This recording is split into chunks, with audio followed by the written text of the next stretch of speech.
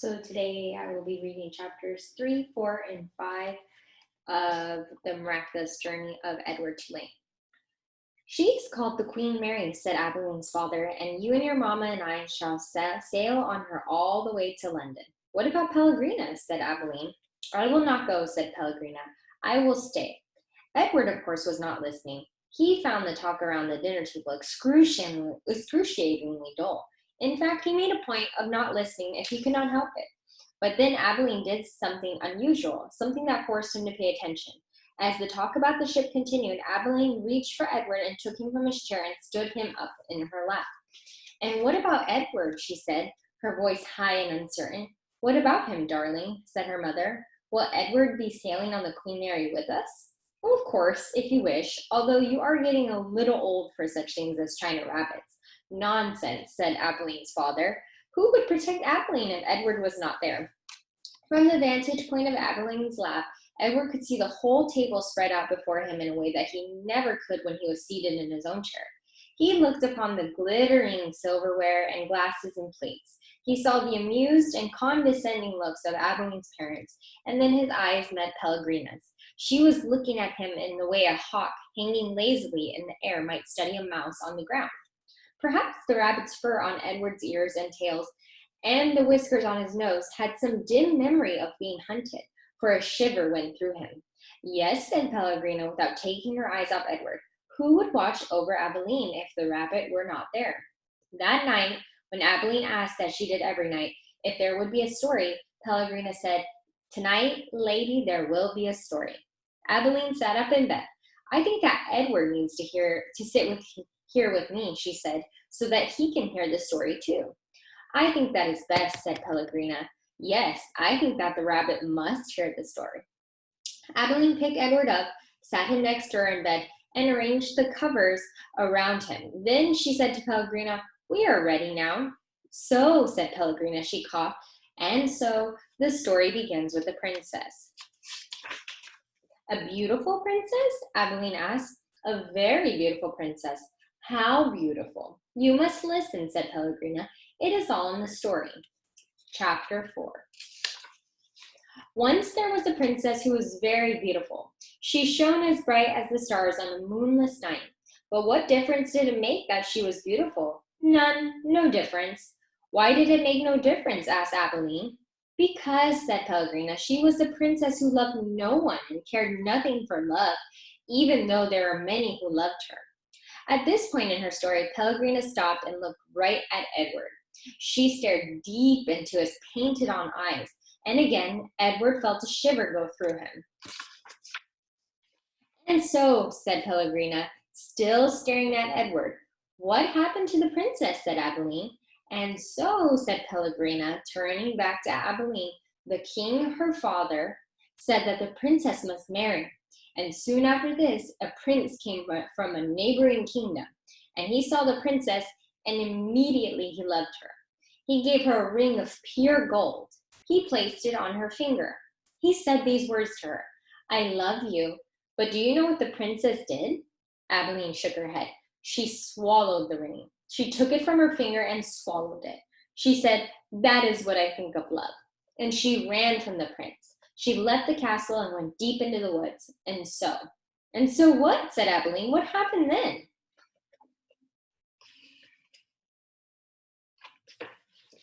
And so the princess became lost in the woods.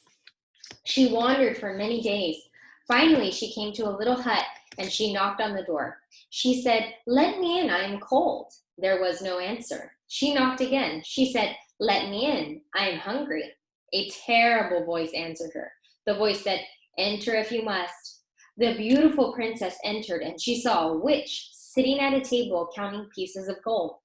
3,622, said the witch. I'm lost, said the beautiful princess. What of it, said the witch. 3,623. I am hungry, said the princess. Not my concern, said the witch. 3,624. But I am a beautiful princess, said the princess. 3,625, replied the witch. My father, said the princess, is a powerful king. You must help me or there will be consequences. Consequences, said the witch. She looked up from her gold. She stared at the princess. You dare talk to me of consequences? Very well then, we will speak of consequences. Tell me the name of the one you love. Love, said the princess. She stamped her foot. Why must everyone always speak of love? Whom do you love? Said the witch. You must tell me the name. I love no one, said the princess proudly. You disappoint me, said the witch.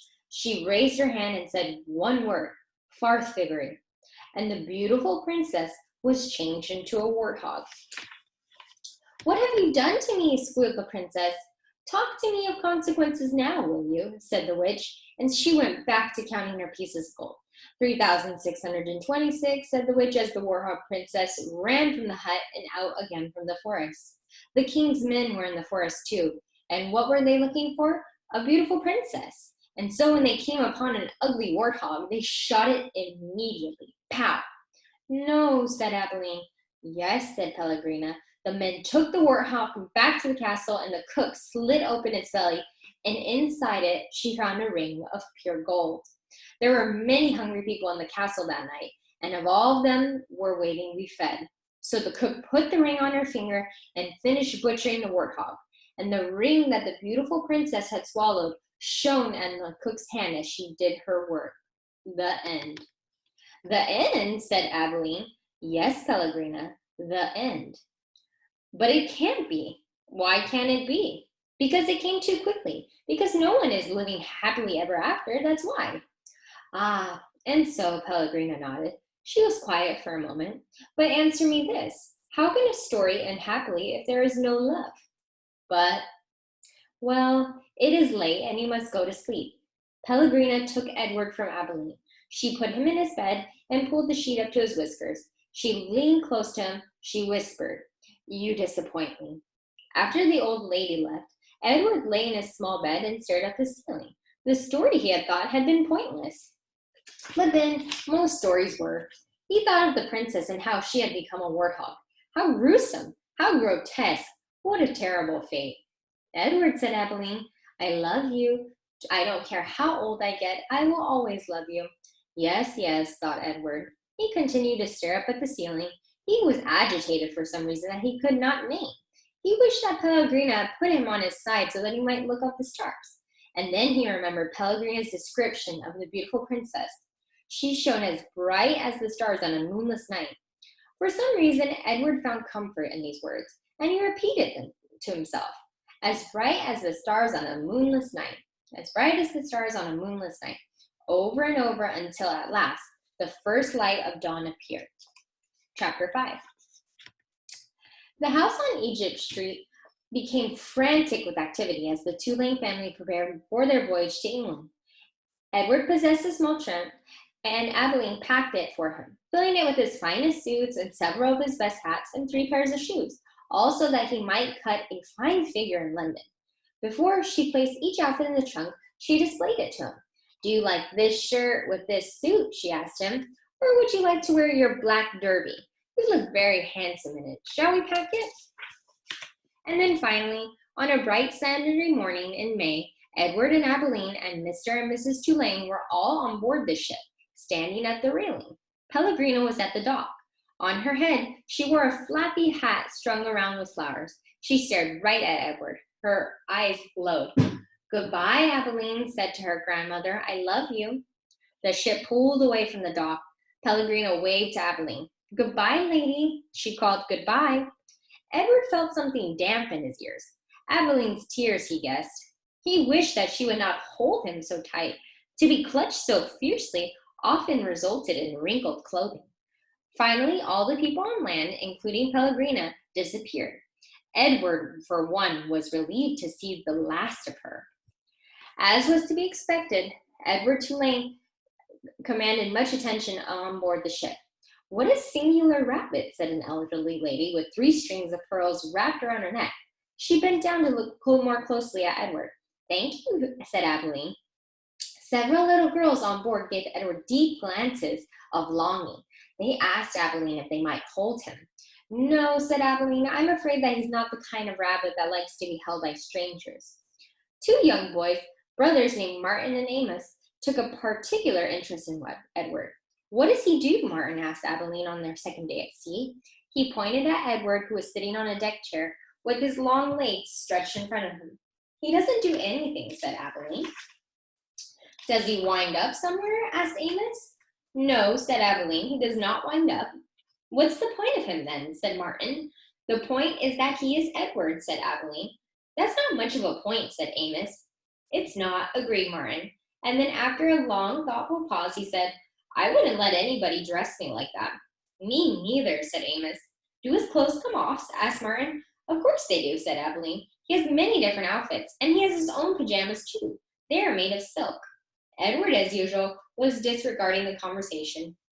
A breeze was blowing in off the sea, and the silk scarf wrapped around his neck and out behind him. On his head, he wore a straw boater. The rabbit was thinking that he must look quite dashing. It came as a total surprise to him when he was grabbed off the deck chair, and first his scarf and then his jacket and pants were ripped from his body. He heard his pocket watch hit the deck of the ship, and then held upside down, he watched the roll merrily towards Abilene's feet.